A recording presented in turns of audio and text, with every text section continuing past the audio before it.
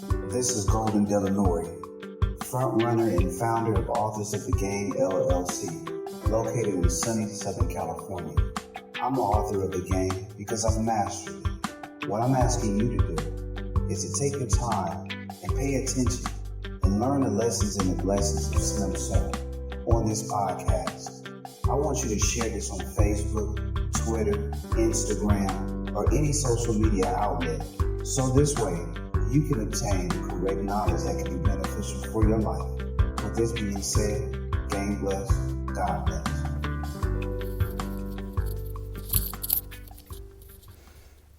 Welcome to episode 20 of Enlightened Game. I am Slim Sir, and this is my audio notebook and my little therapy session.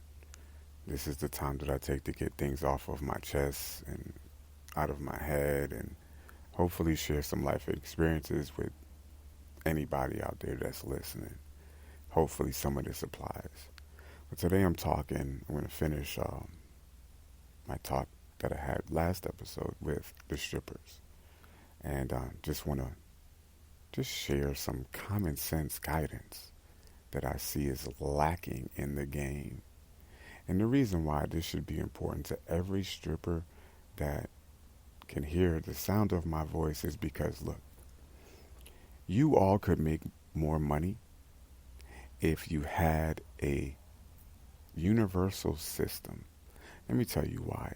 Because you go to the club and some of you really have some good game, some good instructions. You're solid. You value yourself, and you require that a trick pays you and pays you well.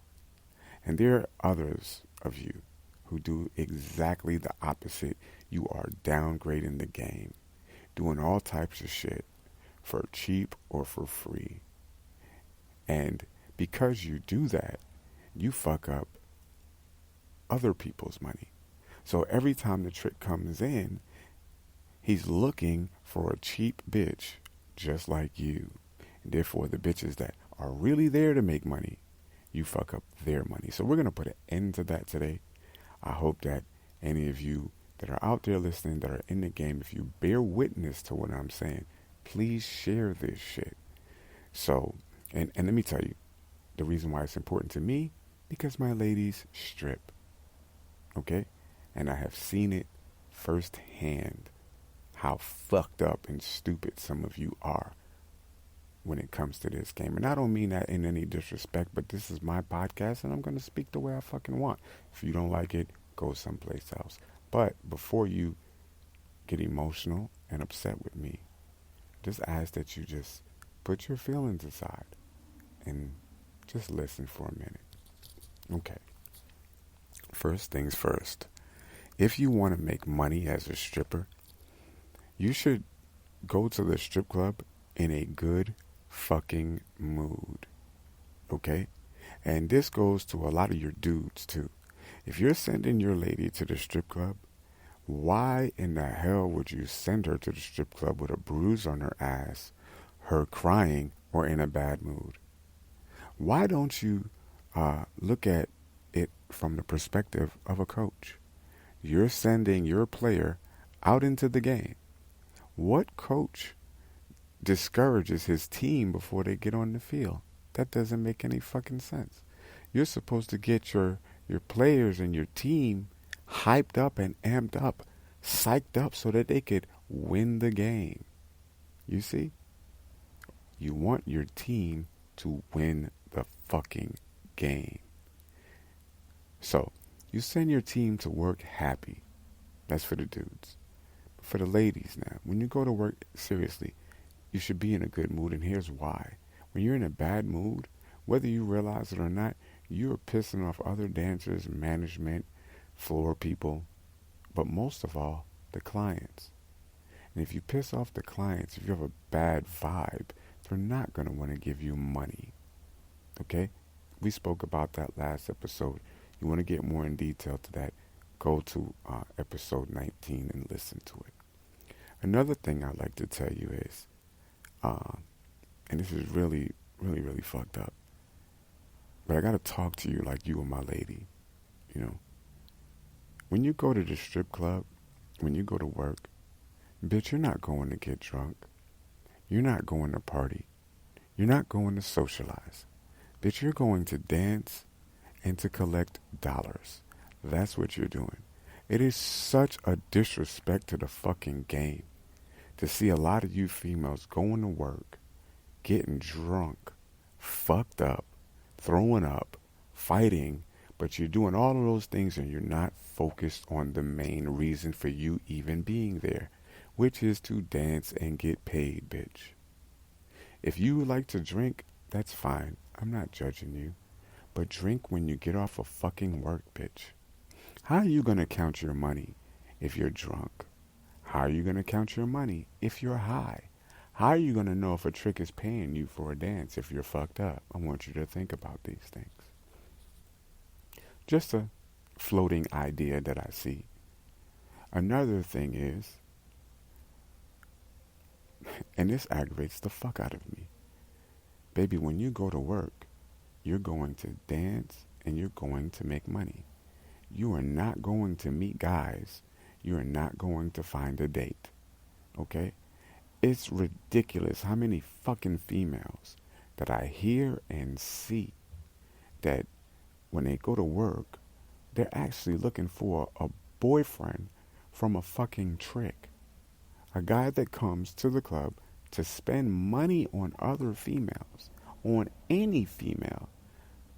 I see some of you dumb motherfucking bitches trying to get with a motherfucker, giving them your phone numbers, meeting them outside the club, and then you get with them, they make you think that they're different, then your little stupid fucking heart gets broken because you find out that they're tricks and they're fucking your friends and your friends is breaking them for the money. I want you to really think about this. When you go to work, you're going to work just like anybody else for the same reason as everybody else, to make money. You are not there to make friends. You're not there to party. Okay? You're there to make money. Now, in order for you to make funds, you have to have fun. The first three letters of the word funds is fun. But having fun and getting fucked up are two different things. You're playing yourself when you get fucked up at work. You're playing yourself when you think that these tricks really like you and care about you. You're playing yourself when you meet these tricks outside of the club. You're putting yourself in danger when you meet these tricks outside the club. But most of all, you are degrading your own value as a stripper when you meet them outside the club. Do you know why? Because you're a stripper. You're not a prostitute. Now, either you're going to be a stripper or a prostitute. Or you can do both, right? You can. But while you're at the strip club, bitch, be a fucking stripper. If you're going to sell some pussy, do that far away from the club. Okay? It just makes sense. Look, your job as a stripper is a trick's boss. I want you to think about that. You're in charge of him, right? So now any boss in their right mind is trying to get the most out of their employee. How are you getting the most out of your employee, which is the trick, because you're his boss? How are you getting the most out of your employee, but you're asking him for the least? Haven't you figured out that while you're lowballing him, right, and you're doing the most, right, all types of nasty shit. I've even heard of some of you strippers, letting some of these tricks kiss you in the mouth in the club, lick on your coochie in the VIP rooms. I mean, that's fucking gross. You don't even know what his motherfucker's mouth has been. You're a stripper, bitch. You're not a hoe. And once you can understand that and see the value in that, then maybe you might make some money. But you see, the reason why bitches do that in the club is, number one, because you don't have a motherfucking system. It's just straight up. You don't know how to talk to men. You just basing everything on your beauty and your twerking ability. Besides that, bitch, you ain't shit.